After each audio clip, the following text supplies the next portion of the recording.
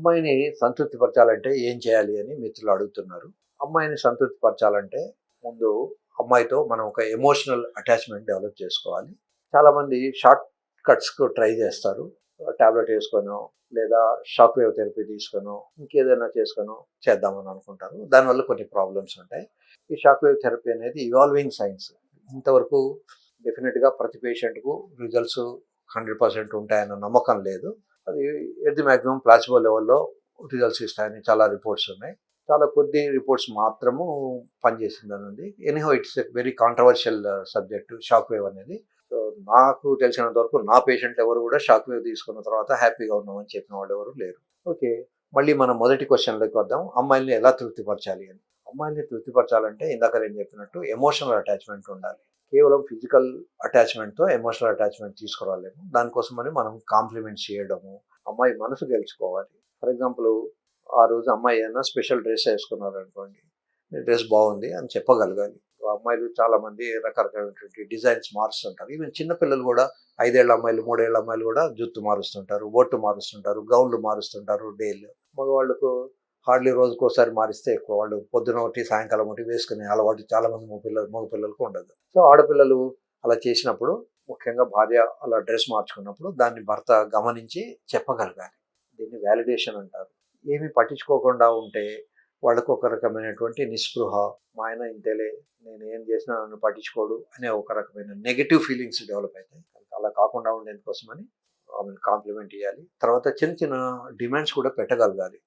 For example నేను office నుంచి వచ్చేసరికి మీరు గ్రీన్ సారీ కట్టుకోమనో, పింక్ సారీ కట్టుకోమనో చెప్పాలి. దానివల్ల ఏంటంటే వాళ్ళ ఇద్దరి మధ్యలో ఒక వాలిడేషన్, ఒక అనుబంధం ఏర్పడుతుంది. ఈ అనుబంధం లేకుండా కేవలం ఫిజికల్‌గా చేద్దాం అనుకున్నప్పుడు ఈ రిలేషన్ రాదు. ఫర్ ఎగ్జాంపుల్ కొద్దిమంది ప్రాస్టిట్యూట్స్ దగ్గరికి వెళ్తారు. ఫిజికల్‌గా వాళ్ళు పాపం కోఆపరేట్ చేస్తారు. కానీ వీళ్ళకి తృప్తి ఉండదు. ఇవాళ ఒక ప్రాస్టిట్యూట్ దగ్గరికి వెళ్తారు. 2 రోజులు ఆగి మళ్ళీ ఇంకో ప్రాస్టిట్యూట్ దగ్గరికి వెళ్తారు. అలా కాకుండా ఒక వ్యక్తితో గనుక ఎమోషనల్ బాండింగ్ డెవలప్ అయితే వాళ్ళు వేరే వాళ్ళ దగ్గరికి వెళ్ళరు. ఫస్ట్ ఎమోషనల్ బాండింగ్ రావాలి. తర్వాత ఇద్దరికీ సైకలాజికల్‌గా డిఫర్ ఉండొచ్చు. They can differ but they should have a compromise thing. For example అబ్బాయికి రోటీ కావాలని ఉండొచ్చు, అమ్మాయికి ఇడ్లీ చేయాలని ఉండొచ్చు. But somewhere they have to compromise. ఈ మధ్య కాలంలో ఏంటంటే చిన్న చిన్న విషయాల కోసం కూడా డైవర్స్‌కి వెళ్తున్నారు. టీవీ ఛానెల్ రిమోట్ కోసం గొడవ చేసిన కొన్ని డైవర్స్‌కి వెళ్ళిన వాళ్ళున్నారు. మార్నింగ్ పూట బ్రేక్‌ఫాస్ట్ కోసమని గొడవ పడి డైవర్స్‌కి వెళ్తున్న వాళ్ళున్నారు. కనుక ఈ చిన్న చిన్న విషయాలతోటే ప్రాబ్లమ్స్ పెరిగి పెద్దవై అప్పుడు గొడవలొస్తాయి. కనుక మొదటి నుంచి చిన్న విషయాలను కూడా అదే లెవెల్‌లో కంట్రోల్ చేసుకోవడం మంచిది. తర్వాత అమ్మాయి మనసు గెలుచుకోవాలనుకుంటే ముందు శుభ్రంగా ఉండడం నేర్చుకోవాలి. ఇప్పుడు చెమట వాసనతో దగ్గరికెళ్ళామనుకోండి వేరే వ్యక్తి, మనకు చాలా ఇబ్బందిగా ఉంటుంది. నేను రష్యాలో పనిచేసినప్పుడు లిఫ్ట్‌లో వెళ్ళేవాడిని కాదు. నాకు 13 ఫ్లోర్స్ ఉండేవి. వాళ్ళేంటంటే అక్కడ స్నానాలు రెగ్యులర్‌గా చేసేవాళ్ళు కాదు. ఆ చెమట మీద వాళ్ళు సెంట్ పూసుకుంటే ఆ చెమట, సెంటు అన్నీ కలిసి ఒక గబ్బు వాసన వచ్చేది. ఆ లిఫ్ట్‌లో 13 ఫ్లోర్‌లు పోయేంతసేపు అక్కడ నిల్చొని ఉంటే నాకు వాంతి అయ్యేది. అందుకని నేను 13 ఫ్లోర్‌లు కూడా మెట్లెక్కే పోయేవాడిని. స్మెల్ అనేది వెరీ ఇంపార్టెంట్. మనం తినే ఫుడ్ స్మెల్‌గా వస్తుంది. ఫర్ ఎగ్జాంపుల్ చైనీస్ కొంతమంది మనకు లిఫ్ట్‌లో ఎక్కేవాళ్ళు. ఆ చైనీస్ ఏంటంటే వాళ్ళు ఏవో స్పెషల్ స్పైసెస్ తినేవాళ్ళు. ఆ స్పెషల్ స్పైసెస్ అన్నీ కూడా స్వెట్‌లో బయటకొస్తాయి. కనుక మీరు కూడా గమనించవచ్చు. ఎప్పుడైనా గార్లిక్ గానీ, కొద్ది రోజులు గార్లిక్ తినకుండా ఉండి ఏదైనా ఒకరోజు మధ్యలో గార్లిక్ తిని చూడండి. The smell is different. స్వెట్‌లో వస్తూ ఉంటుంది. సో, ఈ స్మెల్‌ను అది రాకుండా శుభ్రంగా ఉండడం నేర్చుకోవాలి. తర్వాత అలర్జీ లేనటువంటి సెంట్స్ వాడుకోవాలి. రెగ్యులర్‌గా ఒకటే సెంట్ వాడుకోవాలి. ఎలా అంటే ఆ సెంట్ వాసన రాగానే అబ్బాయికి ఆ అమ్మాయి గుర్తు రావాలి. లేదా ఆ అమ్మాయికి అబ్బాయి గుర్తు రావాలి.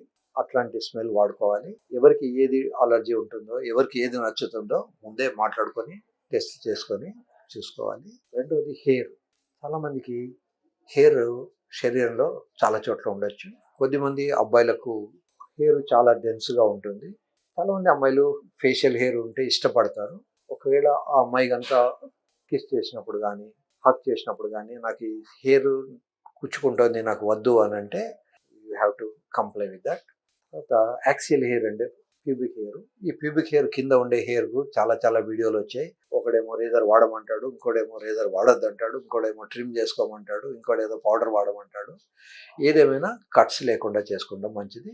ఒకవేళ చిన్నగా కట్ అయినా పెద్ద నష్టమేమీ లేదు. ఇప్పుడు మనం గడ్డం తీసుకున్నప్పుడు కూడా ఒక్కోసారి చిన్నగా కట్ అయితుంది. అది హీల్ అయిపోతుంది. కనుక షుగర్ వ్యాధి ఉన్నవాళ్ళు తప్పితే మిగతా వాళ్ళందరూ కూడా కొంచెం కేర్‌లెస్‌గా గడ్డం గీక్కున్న నష్టమేమీ కాదు. అలాగే కింద కూడా మీరు ట్విన్ బ్లేడ్ వాడినా లేదా సింగిల్ బ్లేడ్ వాడినా ఎలా చేసినా మొత్తానికి హెయిర్ అనేది ఎక్కువ పెంచుకోకుండా ఉండాలి. ఈ హెయిర్ కొద్దిమందికి ఎంత పెరిగి ఉంటుందంటే దాంట్లో పేలు కూడా పడతాయి. సో, ఒక్కోసారి నేను పేషెంట్‌కు చెప్పాల్సి వస్తది. బాబు నువ్వు హెయిర్ కట్ చేసుకొని నెక్స్ట్ టైమ్ నా దగ్గరికి వచ్చినప్పుడు రమ్మని. ఈ వాసన అంటే ఒకసారి గుర్తొచ్చింది. ఒక పేషెంట్ పెద్దావిడ పాపం 45, 50 ఇయర్స్ ఉంటుంది. ఆవిడ నా దగ్గరకొచ్చి మొరబెట్టుకుంది. మా ఆయన నాకు దగ్గరకొచ్చినప్పుడల్లా నాకు వాసన వస్తుంది. ముఖ్యంగా సంసారం చేసిన తర్వాత నాకు వాంతి కూడా అయితుంది ఆ స్మెల్‌కు అని. నేను ఆయన్ని టెస్ట్ చేసి చూస్తే ఆయన ఫోర్ స్కిన్ తెరవట్లేదు. దాని కిందంతా కలెక్ట్ అయ్యి ఒక పేస్ట్ లాంటి వైట్ పేస్ట్ లాంటి మెటీరియల్ ఒకటి కలెక్ట్ అయ్యి ఉంది. దాన్ని స్మెగ్మా అంటారు. ఆ స్మెగ్మా ఉండడం వల్ల అది ఆ వాసన వచ్చేసి ఆమెకు పాపం ఇబ్బందిగా ఉండేది. సో, అతనికి చిన్నపాటి సర్జరీ చేసి ఆ స్కిన్ తీసేసాం. Now they are happy. So, ఈ స్మెగ్మా ఉండడం వల్ల సంవత్సరాల కొద్దీ ఉంటే ఒక్కోసారి పెనిస్‌కు క్యాన్సర్ కూడా వచ్చే అవకాశం ఉంటుంది. కనుక తల్లిదండ్రులు చిన్నపిల్లల్ని స్నానం చేసేప్పుడే 4, 5 ఏళ్ల నుంచే వాళ్ళకు నేర్పాలి. పెనిస్ హోల్డ్ చేసి దాని మీద నీళ్లు పోసి చర్మాన్ని ఇట్లా వెనక్కి అనుకోవడం. తర్వాత టిప్ ఆఫ్ ది పెనిస్‌కు సాధ్యమైనంత వరకు సోప్ గానీ, డెటాల్ గానీ ఏమీ పెట్టకూడదు. ఈ కెమికల్స్ పెట్టడం వల్ల దాని సెన్సేషన్ పోతది. ఫర్ ఎగ్జాంపుల్ నాలుక ఉంది. నాలుకకు భగవంతుడు మనకొక ప్రొటెక్షన్ ఇచ్చాడు. కళ్ళున్నాయి. దానికొక ప్రొటెక్షన్ ఇచ్చారు. అట్లాగే జననాంగాలు కూడా మగవాళ్ళకు ఒక ప్రొటెక్షన్ ఇచ్చారు వారు. దాన్ని ప్రెప్యూస్ లేదా స్కిన్ అంటారు. ఈ స్కిన్ను కొద్దిమందికి తెరవకుండా ప్రాబ్లమ్ ఉంటుంది. అట్లాంటి వాళ్ళకి సర్జరీ తప్పదు కనుక చేయించుకోవాలి. But majority of the people దాన్ని కొంచెం చిన్నప్పటి నుంచే నీళ్లు పోసి కడుగుతూ ఉంటే చర్మం వెనక్కి వెళ్ళిపోయి శుభ్రంగా ఉంటుంది. ఎవరైతే మెంటల్ పేషెంట్స్ ఉంటారో, ఎవరైతే శుభ్రం చేసుకునే శక్తి లేని వాళ్ళు ఉంటారో, ఫర్ ఎగ్జాంపుల్ పార్కిన్సన్ ఇట్లాంటి వ్యాధులు ఉండి వాళ్ళు శుభ్రం చేసుకోలేరు. వాళ్ళ చేతులు, కాళ్ళు వాళ్ళ చేతిలో వాళ్ళకు సహకరించవు. అట్లాంటి వాళ్ళకి మాత్రం సర్కంసిషన్ బాగున్నా కూడా చేసుకోవాలి. సో, స్మెల్, మానసికం, తర్వాత సెంట్లు, తర్వాత ఫో ఫుడ్ బాగా ఎక్కువ తిని బెడ్‌రూమ్‌లోకి వెళ్ళకూడదు. చాలా తక్కువ తిని వెళ్ళాలి. తర్వాత శరీరానికి కొంత స్టామినా ఉంచుకోవాలి. ఆ స్టామినాను వేస్ట్ చేసుకోకుండా ఉండాలి. అటువంటప్పుడే ఇవన్నీ ఎక్కువ టైం ఉండడానికి అవకాశం ఉంటాయి. నెక్స్ట్ వీడియోలో ఇంకా కొన్ని డీటెయిల్స్ విషయాలు మాట్లాడుకుందాం.